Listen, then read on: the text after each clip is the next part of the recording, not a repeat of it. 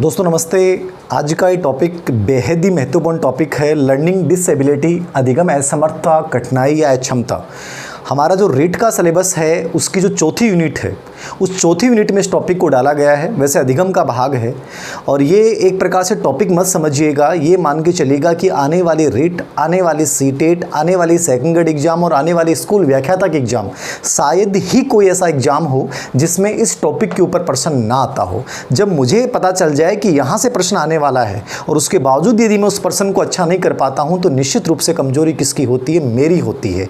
तो इसलिए आपको ऐसे टॉपिक्स जहाँ से निश्चित ही प्रश्न आते हैं, उन टॉपिक्स पे बहुत कम मटेरियल मिलता है, उन टॉपिक्स को बहुत अच्छे से समझना है, क्योंकि नॉर्मल टॉपिक हर जगह यूट्यूब के ऊपर आपको मिल जाएगा। लेकिन ऐसे टॉपिक जहाँ से लगातार एग्जाम में प्रश्न आ रहे हैं, उन टॉपिक को बेहद संजीदगी के साथ तैयार करना हमारा कर्तव्य बनता है। और जो नॉर्मल बच्चे होते हैं उनसे डिफरेंट बनना, इसके लिए आपको ऐसे टॉपिक्स की पहचान करनी पड़ेगी दोस्तों। ठीक है, तो आज का टॉपिक शुरू करें। लास्ट में इस टॉपिक के समाप्ति के बाद में हर टॉपिक या ऐसे कोई भी विवादित जो प्रश्न है मनोविज्ञान के, जैसे पिछली बार मैंने 2 प्रश्नों का समाधान किया था, वैसे एक बुद्धि के विवादित प्रश्न का मैं समाधान करूंगा इस टॉपिक के जस्ट बाद में। ये टॉपिक मैं आपको 2 पार्ट में करवाने जा रहा हूं, क्योंकि बड़ा टॉपिक है, बहुत शानदार तरीके से पढ़ना है। और दूसरी बात आपको ये समझनी है कि टॉपिक पढ़ने के बाद आपको किसी भी किताब में, किसी प्रकार के यूट्यूब चैनल पे आपको कुछ भी देखने की आवश्यकता नहीं है। कंप्लीटली एक एक चीज़ मैं आपको समझा रहा हूँ। यदि इतना कवर कर लेते हैं तो ये मान के चलेगा कि आने वाले रीट और सेटेट, आने वाली स्कूल व्याख्याता में आपका प्रश्न जरूर सही होगा। देखिए, अधिगम असमर्थता, अधिगम कठिनाई, अधिगम अक्षमता, लर्निंग डिसेबिलिटी हम इसको बोलते हैं। मतलब आप किसी कार्य को सीख नहीं पाते हैं, आपकी जो सीखने में कठिनाइयां हैं उसको अपन क्या बोलते हैं? लर्निंग डिसेबिलिटी बोलते हैं। एक प्रकार से व्यक्तिगत विभिन्नता टॉपिक से भी जुड़ा हुआ है, अधिगम से भी जुड़ा हुआ है, और हमारी जो मस्तिष्क की संरचना है उससे भी ये टॉपिक जुड़ा हुआ है। बेहद आराम से एक चीज़ को समझना है कि मैं कैसे इस टॉपिक को तैयार करके जाऊँ कि इसमें से एक भी प्रश्न मेरा गलत नहीं हो।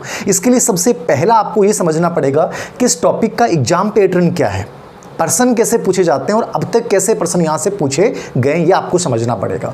तो लर्निंग डिसेबिलिटी को सबसे पहले समझने के लिए, जैसा मैंने बताया कि इसका वास्तविक शाब्दिक अर्थ क्या है, तो वास्तविक इसका शाब्दिक अर्थ यही है। अमेरिका की एक संयुक्त संसदीय समिति बनाई गई थी लर्निंग डिसेबिलिटी के ऊपर। ठीक है, उसने एक बहुत सुंदर रूप में इसकी परिभाषा दी है। परिभाषा इस पर नहीं पूछेगा, याद रखना, लेकिन फिर भी समझने के लिए कि लर्निंग डिसेबिलिटी क्या है, तो लर्निंग डिसेबिलिटी यह है कि 1963 में, पहली चीज़ आपको जो समझने एग्जाम के अकॉर्डिंग, 1963 में एक व्यक्ति हुए हैं सैमुअल क्रिक। कौन हुए हैं? सैमुअल क्रिक। अब ये प्रश्न पहले कभी इंपॉर्टेंट नहीं था, लेकिन जब भी कोई प्रश्न एग्जाम में आ जाता है वो बेहद महत्वपूर्ण बन जाता है दोस्तों। ये प्रश्न एग्जाम में आ चुका है कि सबसे पहले लर्निंग डिसेबिलिटी, अधिगम अक्षमता शब्द का प्रयोग सबसे पहले किसने किया? सैमुअल क्रिक ने किया। कब किया? 1963 में।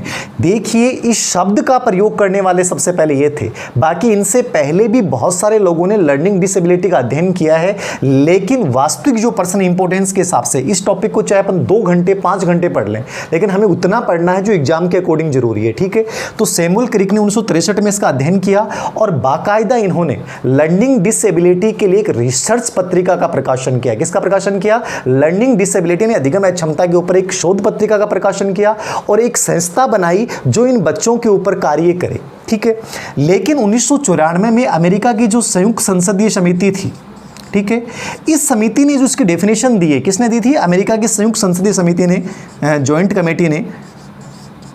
ठीक है, लर्निंग डिसेबिलिटी पे एक संयुक्त समिति गठित की गई थी और उसने एक बहुत सुंदर परिभाषा दी। वो क्या दी कि ये लर्निंग डिसेबिलिटी कब होती है? हमारा जो केंद्रीय तंत्रिका तंत्र है, कौन सा तंत्र है? केंद्रीय तंत्रिका तंत्र।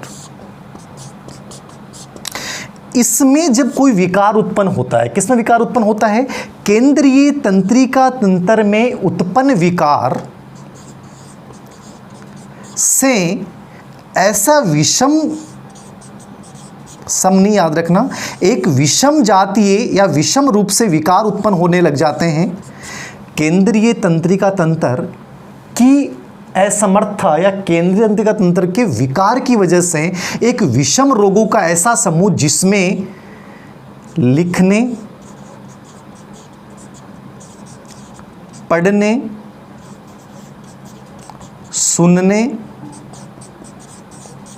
तार्किक योग्यता, भाषा योग्यता व गणितीय विकृति। देखिए मैं कई शब्द बोल चुका हूं। केंद्रीय तंत्रिका तंत्र से संबंधित ऐसे विषम जातीय विकार जिसमें लिखने का दोष हो, पढ़ने संबंधी दोष हो, सुनने संबंधी दोष हो, तार्किक योग्यता संबंधी दोष हो, भाषा योग्यता संबंधी दोष हो और गणितीय विकृति संबंधी दोष हो, यानी ये जो विकार जिसमें पाए जाएंगे उसको अपन बोलते हैं लर्निंग डिसेबिलिटी, अधिगम कठिनाई, अधिगम अक्षमता। समझ में आ गया? बहुत सिंपल अर्थ में, ज़्यादा दिमाग पे जोर नहीं डालना है, बहुत रिलैक्स मूड में पढ़ना है। एक एक चीज़ें साइकोलॉजी में इतनी आसान है, बस आपको एग्जाम पैटर्न के अकॉर्डिंग समझना पड़ेगा कि पर्सन कैसे और कहाँ से आता है। समझ में आ गई बात? वास्तविक अर्थ क्या हो गया? हमारा जो केंद्रीय नर्वस सिस्टम है उससे संबंधित विषम जातीय विकार हैं ये, ठीक है। और उनमें कौन कौन से विकार हैं स्पेशली, जिसमें अपने लिखने संबंधी कठिनाइयां हो, सुनने संबंधी कठिनाइयां हो, पढ़ने संबंधी कठिनाइयां हो, गणितीय संबंधी कठिनाइयां हो और तार्किक योग्यता संबंधी स्पेशली कठिनाइयां हो, उन सब को अपन लर्निंग डिसेबिलिटी, अधिगम कठिनाइयां बोलते हैं। इस शब्द का प्रयोग सबसे पहले किसने किया? सैमुअल क्रिक ने किया। कब किया? 1963 में। तो एक प्रकार से लर्निंग डिसेबिलिटी शब्द के ऊपर सबसे महत्वपूर्ण जो कार्य किया है वो किसने किया है? सैमुअल क्रिक ने। यद्यपि गोल्डस्टीन, क्रुक्सेंक, स्ट्रोस, मोरिन, बहुत सारे लोगों ने इसके ऊपर अध्ययन किए हैं, अलग अलग डोनाल्ड लिंकर, पता नहीं कितने सारे अध्ययन हुए हैं, लेकिन आपको इंपॉर्टेंट क्या याद रखना है? सैमुअल क्रिक याद रखना है। पहली चीज जो आपको दिमाग में रखनी, बाकी परिभाषा भी आपको देखने की आवश्यकता नहीं। अब देखिए, इसने 1963 में सैमुअल क्रिक ने शब्द का प्रयोग किया। ऐसा एक शब्द आता है, कंफ्यूज नहीं हो जाए इसलिए मैं समझा रहा हूं। एक शब्द आता है अधिगम असहायतापन। बहुत से बच्चे समझ लेंगे क्या यही शब्द सेम है? अधिगम असहायतापन एक अलग शब्द है, याद रखना, इसको इससे नहीं जोड़ना है। अधिगम असहायतापन एक प्रकार से निर्जित असहायता की स्थिति है और ये अधिगम असहायतापन का जो कॉन्सेप्ट दिया था वो दिया था सेलिगमैन व मायरन ने। किसने दिया था? सेलिगमैन व मायरन ने कॉन्सेप्ट दिया था और इसने कुत्तों पे प्रयोग करके बताया था कि लर्निंग डिसेबिलिटी मतलब व्यक्ति जब बार बार कार्य करता है और बार बार कार्य करने पर असफल होने पे किस प्रकार से अपने आप को असहाय महसूस करता है, तो उसका एक कॉन्सेप्ट अलग है। मैं इसको अलग से समझाऊंगा। यहाँ आपको दिमाग में रखना है, अधिगम असहायतापन एक अलग कॉन्सेप्ट है और लर्निंग डिसेबिलिटी एक अलग कॉन्सेप्ट है, ठीक है। अब हम बात कर रहे हैं लर्निंग डिसेबिलिटी कि ये तो एक प्रकार से इस शब्द की चर्चा हो गई कि शब्द का प्रयोग किसने किया है। थोड़ा सा कोई भी जब रोग हम पढ़ रहे हैं, कोई भी टॉपिक पढ़ रहे हैं, तो उसकी प्रकृति के बारे में पढ़ना बहुत आवश्यक होता है। पहले नॉर्मली पर्सन इस पर केवल डिस्लेक्सिया वगैरह इनके पर्सन आ जाते थे, लेकिन जैसे जैसे एग्जाम का लेवल बढ़ता जा रहा है, नया नया एग्जाम पैटर्न आता जा रहा है, अब कई बच्चे सोचते हैं कि ऊपर ऊपर का पढ़ लें, ऊपर ऊपर के पढ़ने से पर्सन एग्जाम में नहीं आने वाले हैं। अब आने वाला एग्जाम ऐसा होगा कि आपको हर एक चीज़ समझनी पड़ेगी, इसलिए आपको डीपली पढ़ना पड़ेगा। इसलिए मैं पूरा समझा रहा हूँ इसकी प्रकृति क्या है। देखिए, प्रकृति के ऊपर पहले कभी प्रश्न नहीं पूछे गए, इसके स्वरूप पे कभी प्रश्न नहीं पूछे गए, लेकिन पिछले एक साल में यहाँ से 2 प्रश्न पूछे गए हैं। पहला प्रश्न, लर्निंग डिसेबिलिटी क्या है? एक आंतरिक विकार है। कौन सा विकार है? आंतरिक विकार, यानी बाह्य रूप से आपको दिखाई नहीं देगा।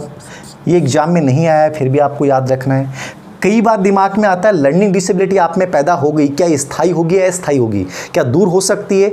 ये व्यक्ति में आने के बाद एक प्रकार से स्थायी स्वरूप होता है इसका, कम हो सकती है लेकिन कंप्लीटली कभी खत्म नहीं होगी। तो आंतरिक विकार है, स्थायी स्वरूप है। किससे संबंधित विकार है? तो मैंने आपको बता दिया था, केंद्रीय तंत्रिका तंत्र से संबंधित विकार है। ये सीटेट एग्जाम में आ चुका है। हमारा सेंट्रल नर्वस सिस्टम से संबंधित विकार है, उससे संबंधित ये विकृति है। अब 3 बिंदु बताए मैंने, तीनों याद नहीं हो, कम से कम ये तो याद कर लेना कि इसका संबंध किससे है? सेंट्रल नर्वस सिस्टम, केंद्रीय तंत्रिका तंत्र से संबंधित विकार ये माना जाता है। 4 नंबर के ऊपर आपको याद रखना है, क्या ये जैविक समस्या है? निश्चित रूप से जैविक समस्या है। जैविक समस्या क्यों है? क्योंकि इसका संबंध किससे है? केंद्रीय तंत्रिका तंत्र से। इसलिए एक प्रकार से कौन सी समस्या होगी? जैविक समस्या भी होगी। क्या ये मनोवैज्ञानिक समस्या है? निश्चित रूप से साइकोलॉजिकल समस्या है, तो ये मनोवैज्ञानिक समस्या भी हो गई। अब देखिए 4 से 5 बिंदु हो गए इसके, स्पेशली आपको समझना है। आंतरिक है, स्थायी है, केंद्रीय तंत्रिका तंत्र संबंधित विकृति है, जैविक है क्योंकि इसका संबंध इससे है, और एक मनोवैज्ञानिक प्रोसेस है। क्या ये जो अधिगम असमर्थ हमारे अंदर उत्पन्न होती है, ये वंशानुक्रम की वजह से होती है या जन्मजात होती है? तो याद रखना, इसको जो अमेरिका की संयुक्त समिति थी, लर्निंग डिसेबिलिटी पे, उसने इस बात को कहा है कि लर्निंग डिसेबिलिटी जीवन की किसी भी अवस्था में हो सकती है। ठीक है, मूल रूप से इसके जो लक्षण होते हैं वो शैशवावस्था या बाल्यावस्था में पहचाने जाते हैं। जब बच्चा स्कूल में जाता था पता चलता है कि यार इसमें तो ये लर्निंग डिसेबिलिटी है, लेकिन जिंदगी की किसी भी अवस्था में हो सकती है। यानी इसको आप जन्मजात नहीं कह सकते, जन्मजात हो सकती है 90%, लेकिन ये बाद में भी हो सकती है, याद रखना है। तो ये जीवन की किसी भी अवस्था में हो सकती है। दूसरा, आपको इसमें यह समझना है कि लर्निंग डिसेबिलिटी संबंधी जो विकृति हमारे अंदर है उसके मूल रूप से कारण क्या है। ये तो एक प्रकार से इसकी प्रकृति होगी, याद रखना। कारण क्या है, तो कारण में याद रखना इतना महत्वपूर्ण नहीं है, फिर भी नॉर्मली आपको दिमाग में रखना है। कारण की यदि हम चर्चा कर रहे हैं तो वंशानुक्रम संबंधी यानी आनुवांशिकता एक दोष हो सकता है। वंशानुक्रम में दोष की वजह से लर्निंग डिसेबिलिटी हो सकती है, यानी वंशानुक्रम एक कारण है। वंशानुक्रम क्या है, कारण है। दूसरा, हमारी जो मस्तिष्क की संरचना, आपका जो ब्रेन है, उसमें कोई भी डिफॉल्ट पैदा होगा, उसमें कहीं भी रोग हो गया, कोई चोट लगी, एक्सीडेंट हो गया, ऐसा कोई भी चीज़ आपके अंदर रोग हो जाता है, उसकी वजह से हो सकता है। तीसरा, वातावरण की वजह से भी हो सकता है। वातावरण में आप जब बाहर कुछ ऐसा कुछ खा लिया, पी लिया, यानी वातावरण संबंधी कोई भी ऐसी विकृति हो गई, बाहर इतना प्रदूषण इतना फैल गया, उससे आपके दिमाग पे कोई चोट लग गई, उससे भी हो सकता है। जन्म या प्रसव पूर्व से स्थितियाँ, ठीक है, जन्म के पूर्व की स्थिति, जैसे माता जो गर्भावस्था में बच्चा है उसमें माता पिता ने कोई मादक द्रव्य का सेवन कर लिया, रेडियो वीकेंड का कोई प्रभाव पड़ गया, ठीक है, या ऐसी कोई भी चीज़ विषाणु का प्रभाव हो गया, उससे भी बच्चे में ये विकृति पैदा हो सकती है। तो वंशानुक्रम भी कारण हो सकता है, मस्तिष्क दोष हो सकता है, वातावरण संबंधी कारक भी जिम्मेदार हो सकते हैं, जन्म पूर्व की स्थितियाँ, जन्म के समय की जो गर्भावस्था की स्थितियाँ वो भी इसके लिए जिम्मेदार हो सकते हैं। इन पर बहुत लंबी चर्चा की जा सकती है, लेकिन मैं ज़्यादा डिटेल में चर्चा नहीं करूँगा। यहाँ केवल आपको ये समझना है कि वंशानुक्रम भी जिम्मेदार है, तो वातावरण भी जिम्मेदार इसके लिए हो सकता है, और हमारी ब्रेन की संरचना भी जिम्मेदार हो सकती है, कोई मानसिक रोग भी इसके लिए जिम्मेदार हो सकता है। ये इसके कारण होते हैं। अब इन बच्चों के लक्षण कैसे होते हैं दोस्तों? नॉर्मली अपन इसको 4 विकृतियों में पढ़ेंगे, पठन विकृति, लेखन विकृति, गणितीय विकृति और संचार विकृति, ठीक है। लेकिन स्पेशली आपको ये समझना है कि नॉर्मल लक्षण क्या है लर्निंग डिसेबिलिटी युक्त बच्चों के, क्योंकि 1% तो निश्चित है यहाँ से। तो आपसे नॉर्मल लक्षण पूछ ले तो आपको दिमाग में क्या रखना है? तो नॉर्मल लक्षणों की यदि हम बात करते हैं तो याद रखना, एक तो इनकी मेमोरी कमजोर होती है, यानी स्मृति क्या होगी इन बच्चों की? कमजोर होगी। नॉर्मली जो इनके लक्षण है वो थोड़ा सा एक अप्लाइड दिमाग में रखना है, ठीक है। इनकी मेमोरी कमजोर है, स्मृति कमजोर रहेगी इन बच्चों की, ठीक है। इन बच्चों का प्रत्यक्षीकरण कमजोर रहेगा, परिसेप्शन, देखने की, समझने की, ठीक है। इनका अटेंशन बहुत कमजोर रहेगा, अवधान यानी लंबे समय तक किसी चीज़ पे ध्यान नहीं दे सकते। स्मृति कमजोर, प्रत्यक्षीकरण कमजोर, अवधान कमजोर। भावात्मक रूप से ये लोग क्या होते हैं? अस्थिर होते हैं। भावात्मक रूप से क्या होंगे ये लोग? अस्थिर होंगे, ठीक है। उत्तेजनशील होते हैं ये लोग। स्मृति कमजोर, प्रत्यक्षीकरण कमजोर, अवधान, भावात्मक, स्थिरता, उत्तेजनशीलता। उपलब्धि और योग्यता में अंतर। किसमें अंतर? उपलब्धि व योग्यता में अंतर। अब उपलब्धि योग्यता मतलब समझ रहे हैं, आप में योग्यता है, नॉर्मल बच्चा है औसत, लेकिन जब वो स्कूल में जाता है तो पढ़ाई में उसका अचीवमेंट उन योग्यताओं के अकॉर्डिंग नहीं आता है, उनमें डिफरेंस आ जाता है। देखने में बच्चे बड़े नॉर्मल लगते हैं, लेकिन जब इनका स्कूल में जाने के बाद इनका जब प्रोग्रेस होती है, इनका जब रिजल्ट आता है, तो वहाँ आपको एकदम से डिफरेंस मिलेगा। ये लर्निंग डिसेबिलिटी वाले बच्चों की विशेषता है। तो एक प्रकार से ये इनके नॉर्मल लक्षण है, स्मृति का, प्रत्यक्षीकरण का कमजोर होना, अवधान का कमजोर होना, भावात्मक स्थिर होना, उत्तेजनशीलता होना, उपलब्धि योग्यता में कमजोर होना। इसके अलावा कोई भी डिसीजन नहीं ले पाते हैं, लीडरशिप का इनमें थोड़ा सा कमजोर पाया जाता है, ठीक है। और समायोजन की भी इनके साथ दिक्कत होती है, कठिनाइयां महसूस करते हैं, इनके नॉर्मल लक्षण है। तो एक माइंड में एक पिक्चर सेट करनी थी कि वास्तव में लर्निंग डिसेबिलिटी क्या होती है। अब तक जो मैंने पढ़ा है उसमें क्या समझना है? सैमुअल क्रिक ने शब्द का प्रयोग किया। लर्निंग डिसेबिलिटी का मतलब संबंध किससे होता है? लेखन से, सुनने से, बोलने से, गणितीय विकृति से, सोचने समझने से। इससे इसका मतलब मूल रूप से होता है, ठीक है। कारण क्या हो सकते हैं? वंशानुक्रम भी हो सकता है, वातावरण भी हो सकता है, जिंदगी किसी भी अवस्था में उत्पन्न हो सकती है, आंतरिक विकृति है, स्थायी स्वरूप में होती है, और हमारा जो केंद्रीय तंत्रिका तंत्र है उससे संबंधित विकृति है। ये आपको एक नॉर्मली इनकी पृष्ठभूमि दिमाग में रखनी है। अब मैं इसकी बहुत ही इंपॉर्टेंट पार्ट की ओर आपको लेके जा रहा हूं, इसके अंदर की ओर मैं आपको लेके जाऊंगा। लर्निंग डिसेबिलिटी जो होती है इसके 4 प्रकार स्पेशली माने गए, बाकी बहुत सारे प्रकार है। मैंने अपनी जो अपनी मनोविज्ञान है उसमें बहुत डिटेल्ड में इनका वर्णन कर रखा है, बहुत ज़्यादा मैटर डाल रखा है, लेकिन आप 4 रूप में समझिएगा। सबसे इसका इंपॉर्टेंट जो विकृति वो आती है गणितीय विकृति, पठन विकृति। कौन सी विकृति? पठन विकृति, ये सबसे इंपॉर्टेंट है। तो मैं आज जो चर्चा कर रहा हूँ केवल पठन विकृति कर रहा हूँ, क्योंकि पठन विकृति में एक ऐसा रोग पढ़ाने जा रहा हूँ जिसपे 99% एग्जाम्स का रेशियो ये है कि इस पे पूछा गया है। बाकी चाहे आप छोड़ दें लेकिन इसको नहीं छोड़ सकते। पठन विकृति में स्पेशली आपको समझना है डिसलेक्सिया, ये सबसे अधिक पूछा गया प्रश्न है दोस्तों, सबसे अधिक, मतलब हर एग्जाम का एक निर्धारित सा प्रश्न है। अब पहले इस पे नॉर्मल प्रश्न आते थे कि डिसलेक्सिया क्या है, आपने उत्तर बता दिया साहब पठन विकृति है। अब देखो धीरे धीरे जैसे 2017 में आ गए, 2018 में आ गए, 2019 में आ रहे हो, 20 में आ रहे हो, तो अब इसके अंदर से प्रश्न पूछे जाने लगे। मतलब ये बदलता हुआ स्वरूप है एग्जाम का, आपको उस टॉपिक के अंदर घुसना पड़ेगा। तो डिसलेक्सिया वास्तव में क्या है, देखिए डिसलेक्सिया क्या है, dys plus lexis, dys plus lexis, ये लैटिन भाषा के दो शब्द हैं। किस भाषा के शब्द हैं, डिस प्लस लेक्सिस, यानी लैटिन भाषा के दो शब्द हैं डिस प्लस लेक्सिस, ठीक है। डिस प्लस लेक्सिस का मतलब क्या है ये नहीं पूछा गया अभी तक, बट आपको दिमाग में रखना है कि लैटिन भाषा के दो शब्दों से मिलकर बना है dys plus lexis. Dys lexis मतलब कथन, भाषा संबंधी दोष, डिफिकल्टी विथ स्पीच, आपको बोलने में कठिनाई है, आपको पढ़ने में कठिनाई है, आपको वर्णमाला के अधिगम में कठिनाई है, आप धारा प्रवाहित बोल नहीं पाते हो, बोलते बोलते आप रुक जाते हो। मतलब नॉर्मली प्रश्न पूछेगा तो केवल ये पूछा कि डिसलेक्सिया कौन सी विकृति, पठन विकृति है, किन दो शब्दों से मिलकर बना है, डिस प्लस लेक्सिस। डिस और लेक्सिस का मतलब क्या होता है, कथन भाषा दोष विकृति, डिफिकल्टी विथ स्पीच। क्या बोल रहा हूं मैं, डिफिकल्टी विथ स्पीच क्या है, डिसलेक्सिया है, याद रखना। अब इसके बहुत सारे लक्षण हैं, पहले नॉर्मल यही प्रश्न पूछता था लेकिन अब थोड़ा सा आपको समझना पड़ेगा डिसलेक्सिया क्यों होता है। हमारा जो बायां भाग होता है मस्तिष्क का, इसकी जो बाईं शंख पाली है उसमें जैसे ही क्षति होगी, कौन से भाग की बात कर रहा हूं मैं, बाईं शंख पाली की बात कर रहा हूं। इस बाईं शंख पाली में जैसे ही कोई विकृति होगी, ठीक है ना, इस बाईं शंख पाली में जैसे ही कोई विकृति हुई या कोई क्षति हुई, इससे जो उत्पन्न रोग होता है उसको अपन क्या बोलते हैं, डिसलेक्सिया। तो हमारे मस्तिष्क के बाईं शंख पाली से संबंधित विकृति कौन है, डिसलेक्सिया है। किन दो शब्दों से मिलकर बना है, डिस प्लस लेक्सिस। मतलब क्या होता है, डिफिकल्टी विथ स्पीच, ठीक है। इस डिसलेक्सिया शब्द का सबसे पहले प्रयोग 1887 में रुडोल्फ बर्लिन, किसने किया था, रुडोल्फ बर्लिन ने, जर्मनी के चिकित्सक थे, इन्होंने इस शब्द का सबसे पहले प्रयोग किया था। और रुडोल्फ बर्लिन ने इस शब्द का प्रयोग करते हुए इसको शब्द अंधता कहा गया था। इन शब्दों को आप देख ही नहीं पा रहे हो, पढ़ ही नहीं पा रहे हो, तो एक प्रकार से शब्द अंधता है। ये किसने कहा, रुडोल्फ बर्लिन ने। कब प्रयोग किया, 1887 में। तो डिसलेक्सिया शब्द का प्रयोग करने वाले रुडोल्फ बर्लिन है। मतलब क्या है, डिफिकल्टी विथ स्पीच, इसका शाब्दिक अर्थ होता है डिस प्लस लेक्सिस से मिलकर बना है। और हमारे ब्रेन का जो बायां शंख वाली भाग होता है उसमें क्षति के कारण डिसलेक्सिया उत्पन्न होता है। अब नॉर्मली प्रश्न आपसे क्या पूछेगा कि डिसलेक्सिया के लक्षण क्या हैं, तो लक्षण के रूप में आपको समझना है। देखिए, dys plus lexis, Rudolf Berlin, 1887, Latin भाषा के शब्दों से मिलकर बना है, बाईं शंख वाली, और डिफिकल्टी विथ स्पीच, ये इसका शाब्दिक अर्थ होता है, ठीक है। अब हम इसके लक्षण की बात कर रहे हैं। देखिए लक्षण क्या होते हैं। डिसलेक्सिया के बहुत सारे लक्षण हैं, खूब सारे लक्षण हैं।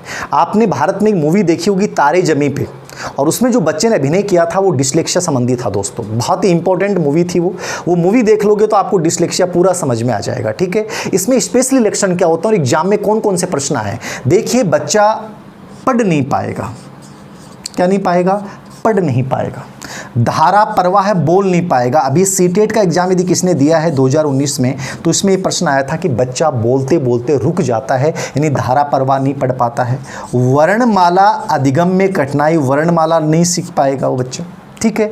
वो बच्चा बी को डी समझ रहा है या डी को बी समझ रहा है, ये प्रश्न एग्जाम में आ गया, ये प्रश्न एग्जाम में आ गया, ये प्रश्न एग्जाम में आ गया। डी को बी समझ रहा है, ठीक है, डब्लू को एम समझ रहा है, ये विकृतियाँ इस बच्चों में होती हैं, ठीक है, ये प्रश्न एग्जाम में आ गया, ठीक है। कई स्थानीय भाषा संबंधित दोष होते हैं, जैसे हरियाणा साइड में बच्चे में स्कूल जो है उसको स्कूल बोलते हैं, ऐसे बहुत सारे दोष होते हैं बच्चे में, वो भी कहते हैं कि डिसलेक्सिया संबंधी रोग है। तो ऐसे भाषा संबंधी विकृति, आप पढ़ नहीं पा रहे हो, धारा प्रवाहित बोल नहीं पा रहे हो, वर्णमाला संबंधी कठिनाई है, बी को डी समझ रहे हो, डब्ल्यू को एम समझ रहे हो, ठीक है, बोलते बोलते बीच में रुक जाते हो, आपका उच्चारण एकदम से गलत हो रहा है, ठीक है, आपके पास शब्दकोश है ही नहीं, बोल ही नहीं पा रहे हो, मतलब आपके पास शब्द भंडार एकदम से खत्म हो चुका है, ये भी डिसलेक्सिया है। इसके अलावा बहुत सारी विकृतियां हैं। एक 2016 जो आपका रेट का एग्जाम था उसमें एक प्रश्न आया था कि डिसलेक्सिया संबंधी कौन सा लक्षण नहीं है। वहां एक ऑप्शन लिखा हुआ था कि हाथ के प्रयोग को लेकर निश्चय की स्थिति। तो डिसलेक्सिया संबंधी रोग के जो बच्चे होते हैं वो हाथ के प्रयोग को लेकर निश्चय नहीं कर पाते हैं, यानी उनमें अनिश्चय होता है। क्या होता है? अनिश्चय होता है। उनको ये नहीं पता होता है कि मुझे इस हाथ का प्रयोग करना चाहिए कि इसका प्रयोग करना चाहिए। पेंसिल को ढंग से नहीं पकड़ पाते हैं, शर्ट के बटन बंद नहीं कर पाते हैं, जूते के शोल नहीं बांध पाते हैं। तो इनका जो हस्त कौशल होता है वो क्या होता है दोस्तों? बेहद कमजोर होता है। किन बच्चों का? डिसलेक्सिया का। समझ में आ गया?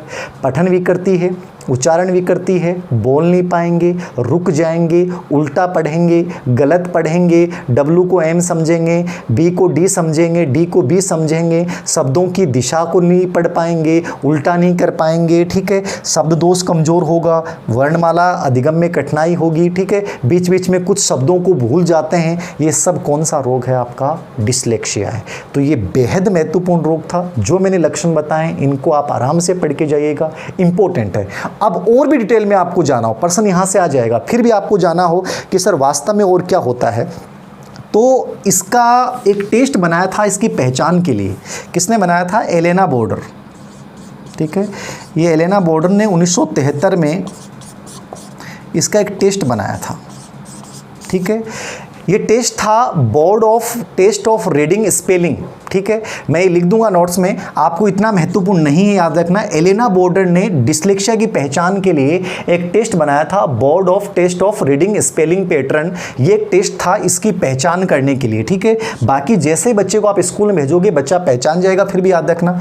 ऐसा ही एक टेस्ट डिसलेक्सिया में भारत में भी बनाया गया है, डिसलेक्सिया अर्ली स्पीचिंग, ठीक है। डिसलेक्सिया अर्ली स्पीकिंग, ये टेस्ट भारत में बनाया गया है। 2 टेस्ट भारत में बनाए गए, लेकिन ऐसे प्रश्न अभी तक एग्जाम में नहीं पूछे गए हैं, तो आप इनको छोड़ सकते हैं। एलेना बोर्डर पहली महिला थी जिसने 1973 में इसकी पहचान के लिए board test of reading spelling pattern test बनाया था। भारत में भी एक ऐसा टेस्ट बनाया गया है। तो ये बेहद महत्वपूर्ण रोग है दोस्तों, इसको बहुत अच्छे से आपको कवर करके जाना है। डिसलेक्सिया, ठीक है, मोस्ट इंपॉर्टेंट रोग है, आपको याद रखना है। पठन विकृति है, बाकी इसमें बहुत सारे रोग हैं, मैंने बता दिया। हस्तकौशल कमज़ोर है, वर्णमाला कमज़ोर है, पढ़ने में कमज़ोर है, उल्टा करने में कमज़ोर है, बीच में शब्द लुप्त हो जाते हैं, सब डिसलेक्सिया है। तो पठन विकृति में 3 रोग आते हैं। पहला मैंने डिसलेक्सिया आपको समझा दिया है। 2 रोगों की और चर्चा कर रहा हूं मैं। एक आता है एलेक्सिया। अब एलेक्सिया इतना महत्वपूर्ण नहीं है, फिर भी समझ लो, ये भी पठन विकृति में आता है। एलेक्सिया में आपको इतना ही समझना है कि पढ़ने और सीखने की शक्ति का लुप्त हो जाना। पढ़ने व सीखने की शक्ति क्या हो जाती है? लुप्त हो जाती है। आप कुछ भी नहीं पढ़ पा रहे हैं, आप कुछ भी लर्न नहीं कर पा रहे हैं। ये कौन सा रोग है? एलेक्सिया। यहाँ से प्रश्न ये पूछा गया था कि सीखने की अयोग्यता क्या कहलाती है? एलेक्सिया। और एक तीसरा और अंतिम रोग आप समझ लीजिएगा, हाइपरलेक्सिया। हाइपरलेक्सिया क्या होता है? हाइपरलेक्सिया को भी पठन विकृति में माना गया है, कुछ किताबों में लेखन विकृति में भी शामिल किया गया है। हाइपरलेक्सिया का मतलब होता है वाक्य और शब्दों को समझ नहीं पाना। किसको समझ नहीं पाना? वाक्य और शब्दों को समझ नहीं पाना। और जैसे मान लीजिए मैंने बोर्ड पे कुछ भी लिख रखा है, अब इस रोग से ग्रस्त जो बच्चा होगा उसको बोर्ड पे लिखे हुए अक्षर बहुत छोटे या बहुत बड़े, कभी छोटे दिख रहे हैं कभी बड़े दिख रहे हैं। ये कौन सा रोग है आप में? हाइपरलेक्सिया। वाक्य और शब्दों को समझ नहीं पाना, अवबोध नहीं होना, और बोर्ड पे लिखे हुए शब्द या वाक्य बहुत छोटे या बहुत बड़े आकार में दिखाई देना, ये कौन सा रोग है? हाइपरलेक्सिया। ये आज की हमारी पठन विकृति जो सबसे इंपॉर्टेंट थी, इसमें 3 रोग डिसलेक्सिया, एलेक्सिया और हाइपरलेक्सिया आते हैं, ये आपको समझने थे। अब मैं एक विवादित प्रश्न की आपके साथ चर्चा कर रहा हूं। बहुत बार बच्चों का कमेंट बॉक्स में प्रश्न आता है कि सर ये बुद्धि लब्धि का सूत्र, IQ लब्धि का बुद्धि लब्धि जो सूत्र है वो किसने दिया है? तो याद रखना, इसको समझ लें। IQ बुद्धि लब्धि का सूत्र सर्वप्रथम शब्द आता है। क्या आता है? सर्वप्रथम आता है, या सर्वप्रथम सुझाव किसने दिया, या सर्वप्रथम विचार किसने दिया। ये तीनों शब्द यदि आते हैं तो आपको करना है विलियम स्टर्न। आपको क्या करना है, विलियम स्टर्न करना है। सर्वप्रथम शब्द विलियम स्टर्न, सर्वप्रथम सुझाव देने वाला, सर्वप्रथम विचार देने वाला, सर्वप्रथम विकास करने वाला था विलियम स्टर्न 1912। ठीक है, सर्वप्रथम विलियम स्टर्न ने दिया था। लेकिन आपसे प्रश्न आ जाए कि सूत्र को विकसित किसने किया है, वर्तमान सूत्र किसने दिया है, तो वर्तमान सूत्र या वर्तमान ma/ca गुणा 100, ये जो सूत्र था ये किसने दिया था, 1916 में टर्मन ने दिया था। किसने दिया था, टर्मन ने दिया था। वैसे बुद्धि टॉपिक में डिटेल में चर्चा करूंगा, कन्फ्यूजन दूर करना। सर्वप्रथम शब्द आता है, सर्वप्रथम सुझाव आता है, सर्वप्रथम विचार आता है, तो विलियम स्टर्न 1912 इन्होंने केवल ma/ca दिया था। और गुणा 100 के साथ जो वर्तमान सूत्र आप देख रहे हैं वो किसने दिया था, टर्मन ने 1916 में। ये दो विवादित प्रश्न थे, इनका समाधान किया। इसका सेकेंड पार्ट है वो कल या परसों में मैं डाल दूंगा। धन्यवाद।